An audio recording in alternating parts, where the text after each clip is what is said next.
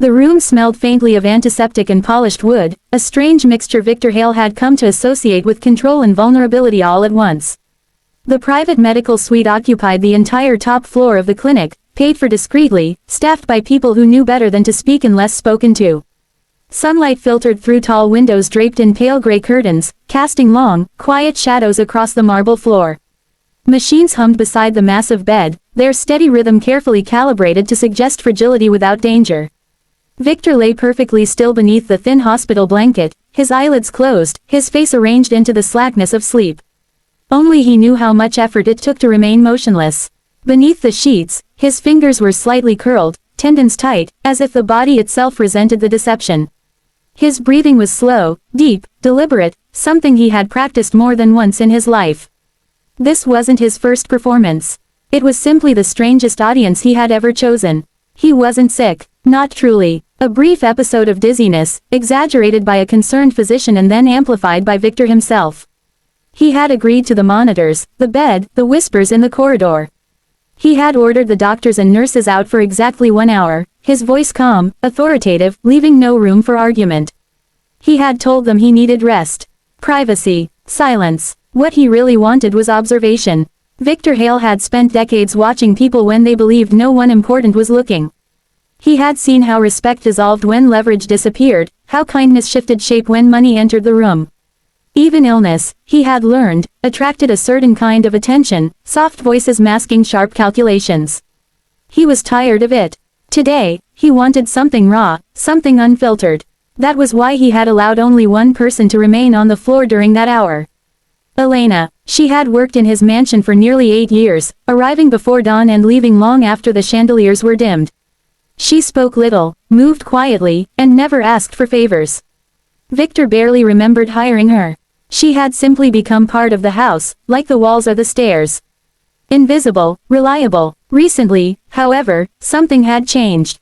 Elena had started bringing her son with her on certain afternoons, when school let out early and she had no one else to leave him with. Victor had noticed the boy only in fragments, a small pair of shoes by the staff entrance, a soft laugh disappearing down a hallway. He had never spoken to him. But the presence lingered. Children, Victor believed, were mirrors. They hadn't learned how to perform yet. Not convincingly. If he wanted truth, unpolished and immediate, that was where he would find it. The door opened without a sound. Victor sensed it before he heard it, the slight shift in air, the cautious pause that followed. Through the faintest slit between his lashes, he saw Elena step inside. She moved as if the room itself were fragile, her shoulders drawn inward, her dark hair pulled back tightly. One hand held her bag. The other held a much smaller hand. Leo. The boy hesitated at the threshold, eyes wide, absorbing the size of the room. His sneakers squeaked softly against the floor before he stilled himself, as if embarrassed by the sound. Elena bent slightly, whispering to him, her voice barely audible. "Be very quiet," she said. "Mr. Hale is resting." Leo nodded with a seriousness that seemed too heavy for his small frame. His gaze shifted immediately to the bed. Victor felt it like a spotlight. The boy's eyes were large and dark, filled with curiosity but also something else, caution, perhaps, or awareness beyond his years. Elena froze for a moment, her breath caught, as if she expected Victor to suddenly sit up and scold her for being there. When the monitors continued their steady rhythm, she exhaled slowly. She set her bag down, straightened the chair beside the bed, and wiped the small table even though it was already spotless. Her hands trembled just slightly. Victor noticed that too. She glanced at him again, worry lining her face, and then looked down at her son. "I'll be right outside, sweetheart," she whispered. "Just a minute." The words surprised Victor. He hadn't anticipated being alone with the child. For a split second, instinct urged him to break the act, to spare the woman the anxiety. But something held him still. Curiosity, sharper than caution. Leo looked up at his mother. "I'll be quiet," he promised. Elena hesitated, her fingers tightening around his shoulder, then she nodded and stepped back toward the door. She paused once more, eyes lingering on Victor, then slipped out, pulling the door closed with care. The room settled into silence. Victor lay there, fully awake now, counting the seconds between his breaths. He waited for the boy to fidget, to panic, to do something loud or foolish. He waited for the discomfort adults so often projected onto children in unfamiliar spaces. Instead, Leo remained still. The boy took a small step forward, then another, until he stood beside the chair near the bed. He didn't touch anything at first. He simply looked at Victor, studying his face with the seriousness of someone trying to solve a puzzle. Victor felt an unexpected heat in his chest, a sensation he hadn't felt in years, being examined without judgment. Leo climbed carefully onto the chair, his movements slow and deliberate, as if he understood the importance of the moment. He rested his chin on the edge of the mattress, hands folded in his lap. Victor could feel the child's presence now, close enough that the air between them seemed charged. He kept his eyes closed, his face slack, his breath steady, even as something unfamiliar stirred inside him. The test had begun, and for the first time in a very long time, Victor Hale wasn't sure he was the one in control. Leo sat very still beside the bed, his small legs dangling from the chair, careful not to let his shoes scrape the wood again. For a long moment he simply watched the man lying there, as if waiting for permission to speak. The machines continued their soft, steady sounds, filling the silence in a way that felt almost protective.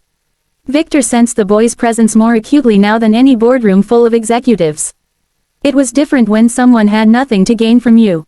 "Hi," Leo whispered at last, his voice thin but steady, shaped by caution. "Mom says you're very important." Victor felt the words land somewhere deeper than expected. Important. The word had followed him his entire life, stamped onto his name, his schedule, his bank accounts. He stayed perfectly still, wondering what importance looked like through a child's eyes. Leo shifted on the chair, folding his hands together the way his teacher had taught him. He leaned a little closer, his face earnest. "You don't look scary," he added, as if that observation mattered. Victor fought the urge to smile. The boy's gaze moved slowly over the machines, the wires, the blanket rising and falling with Victor's controlled breathing. His brow furrowed. Carefully, as though afraid the man might shatter, Leo reached out with 2 fingers and touched the back of Victor's hand. The touch was warm, hesitant, and startlingly real. Victor felt it instantly, a small shock that traveled up his arm and lodged in his chest. "My dad used to sleep like this," Leo said softly. His fingers remained there, unmoving now. Very still, like he was pretending to be a statue. The word pretending tightened something in Victor. The irony wasn't lost on him. Leo swallowed, his throat bobbing. "I was scared he wouldn't wake up," he went on, his voice quieter now, heavier. "Everyone said he was just tired. But I knew it was different." Victor's breath almost faltered. He corrected it just in time, slowing it again, listening. "So I talked to him," Leo said. "Every day, even when Mom cried and told me to go play somewhere else." He shrugged slightly, a small, resigned motion. Because maybe he could still hear. The boy leaned closer, resting his forearms on the mattress. Victor could feel the faint pressure through the blanket. "If you can hear me," Leo whispered, "you don't have to be important right now." The words slipped past Victor's defenses with frightening ease. "You can just be a person," Leo added, as if offering a gift. Victor's throat tightened, a sensation so sudden and unfamiliar it almost broke the illusion. He focused on the ceiling behind his closed eyes, on the rhythm of the machines, on anything that would keep him composed. No one had spoken to him like that in decades. Maybe ever. Leo fell silent for a moment, then reached down to his backpack, which he had placed carefully beside the chair. He unzipped it slowly, wincing at the sound, and glanced at Victor's face as if checking whether the noise had disturbed him. Satisfied, he pulled out a folded piece of paper, worn soft at the edges from being handled too often. "I made this for you," Leo whispered. "It's a window." He unfolded the paper with care. Though Victor couldn't see it yet, he imagined crayon lines, uneven but sincere. Leo laid the drawing gently on Victor's chest, smoothing it flat with his palm as if tucking it in. "So you don't forget there's outside," the boy explained. "And people. Sometimes grown-ups forget when they're busy." That did it. Victor's fingers twitched before he could stop them. The smallest movement, but enough. Leo noticed instantly. His breath caught, and he pulled his hand back, eyes wide. For a heartbeat, fear flickered across his face. Then Victor's hand closed gently around the boy's fingers. "I'm awake," Victor said, his voice rough, stripped of polish and authority. Leo froze. Then relief flooded his features, so open and unguarded it felt like a confession. "I knew it," he breathed, smiling, a simple, crooked smile that carried no pride in being right, only happiness that he was. Victor opened his eyes fully now. The ceiling blurred as something wet gathered at the corners. He didn't bother hiding it. He looked at the boy properly for the first time, really looked at him. There was no calculation there, no expectation. Just concern, and kindness, and the quiet courage of a child who had already learned loss. Before Victor could say anything else, the door flew open. Elena rushed in, panic written across her face. "Leo," she cried softly. Her eyes darted to Victor, now awake, sitting up slightly. "Mr. Hale, I'm so sorry, I only stepped out for a moment."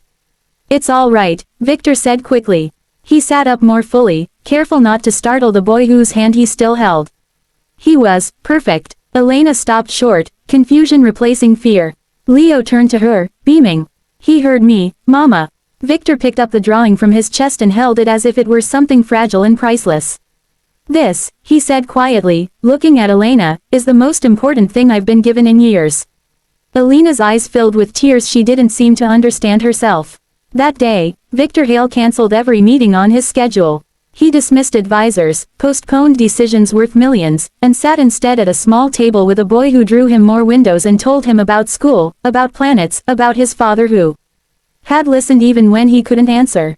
By evening, Victor had rewritten his will. He established a scholarship fund in Leo's name, one that would support children like him, children who spoke to sleeping adults and believed they were heard. But when the suite finally grew quiet again, and the machines hummed softly in the background, Victor knew the truth.